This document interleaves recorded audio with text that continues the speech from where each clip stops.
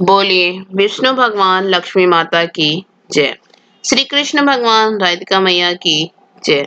मैं आप सभी को ये बताना चाहती हूँ कि हमारे 2 चैनल और भी हैं, मधुर भजन और आरती के लिए मन राखियो और डेली जनरल नॉलेज के क्वेश्चंस के लिए लर्निंग बाय डूइंग।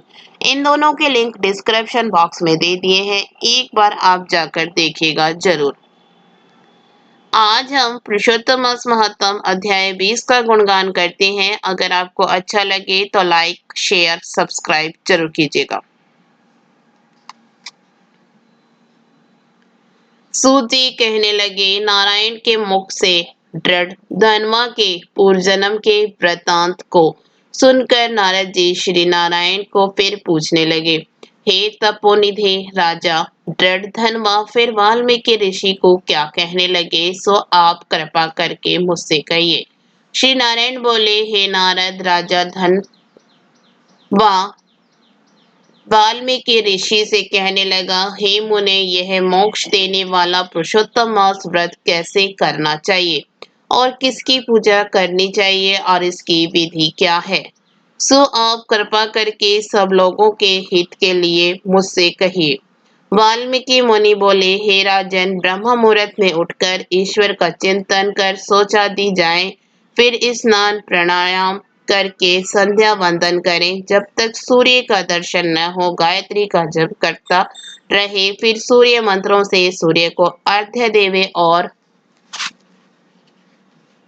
सायकाल अपने पैरों तथा भूमि को नमस्कार करे। फिर यस्य स्मृया इस मंत्र से प्रार्थना करे। जो ब्राह्मण श्रद्धा से विधि पूर्वक संध्या करता है उसको तीनों लोकों में कुछ भी कठिन नहीं है।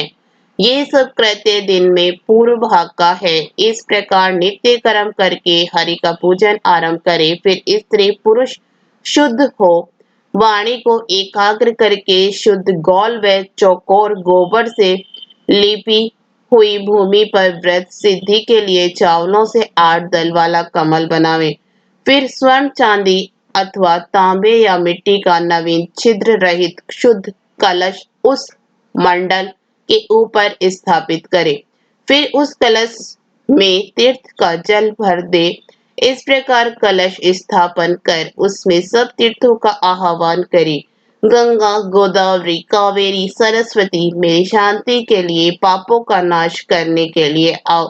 फिर कलश को मंत्रों से गंध अक्षत्र नवेद और ताजे पुष्पों से पूजकर कलश के ऊपर पीले वस्त्र से लपेटा हुआ तांबे का पात्र रख दे। फिर उस पात्र के ऊपर राधा कृष्ण की मूर्ति स्थापित करे। फिर भक्ति युक्त हो विधि से पूजन करे। इसके साथ ही 20वां अध्याय समाप्त हुआ।